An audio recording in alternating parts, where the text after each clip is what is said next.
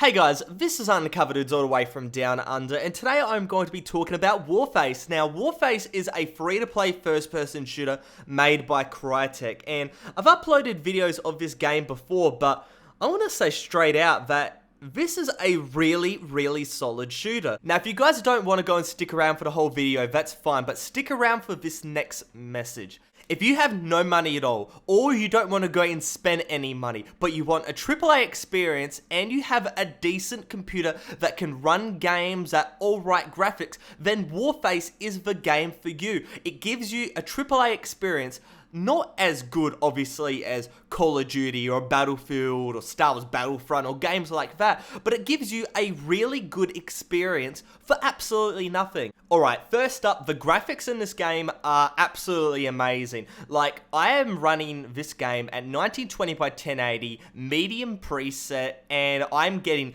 average 170 up to 200, possibly more frames per second, and that is very good. Now, I could go and max the graphics on this game, make it look absolutely beautiful, and I could still go and get, 60 to 70 to 100 frames per second. Now, I'm running a stock 970. That is a pretty decent 1080p gaming card. But if, let's say, you had a 660 Ti, which was coincidentally my old gaming card, which is, pretty shit, it could still go and run this game medium, low graphics, 60 frames per second at 1080p. What more can you ask for? If you have a good computer, you make the game look good, you have decent FPS. And if you have a worse computer, you just drop the graphics and you still get decent FPS. So a big tick in the graphics department, but let's move over to something that is arguably more important, well, if you're going to talk to certain people, and that is the gameplay.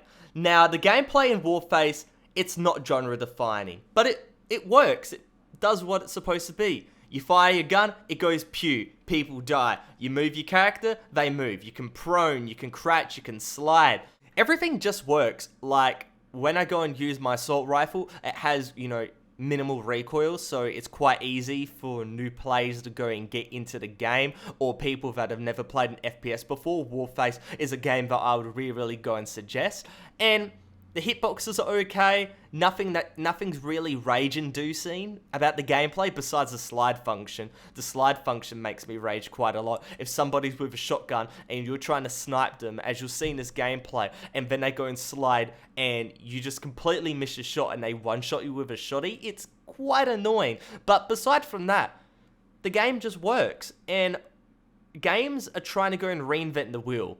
Look at Counter-Strike Global Offensive. It just kept to its core values, and it's the most popular first-person shooter of all time. Warface is a game that doesn't reinvent the wheel. It just goes and does what it needs to do, and I think that's really good. But you have to be slightly inventive, and I think Warface is free-to-play Battlefield if I'm going to be really blunt.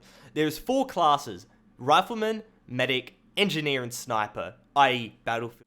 The maps and modes are what you expect. You got your team deathmatch, you got your free-for-all, you got your search and destroy, you got your medium maps, you got your close range maps, you've got your long range maps, and that's all good and dandy. But you've also got an objective mode that feels very much like Rush from Battlefield, as in one team's defending, one team's attacking. There's an objective to go and fight over. In Battlefield, you've got to go and plant a bomb. In Warface, you've got to go and capture a zone, and when you go and capture that zone, I don't know what this guy was doing, by the way, but when you go and capture that zone, the enemy spawn goes and gets pushed back, and then you go and fight over another objective. You have to go and capture another zone. Now, I'm not hating on Warface. I love Warface. It's one of my most favorite shooters I've been playing lately. But the thing is, the problem is when you go and borrow so many elements, but they're doing it right. I'm not saying they're borrowing and doing it wrong. They're borrowing and doing it right.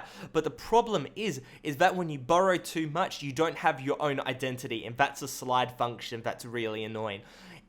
When you go and see gameplay of Warface, you don't say, wow, that's Warface. Like, when you see Battlefield, you know, boom, that's Battlefield. When you see Call of Duty, you know that's Call of Duty. When you see Counter-Strike, you know that's Counter-Strike. When you see Warface, you don't go and say it's Warface, and that's because obviously the game isn't popular, but you could go and confuse this game very easily with like Alliance of Valiant Arms or Operation 7 or Project Blackout and games like that. And that's the problem. This game doesn't have its distinct identity. Everything about Crytek Shooter is top notch. Really good game.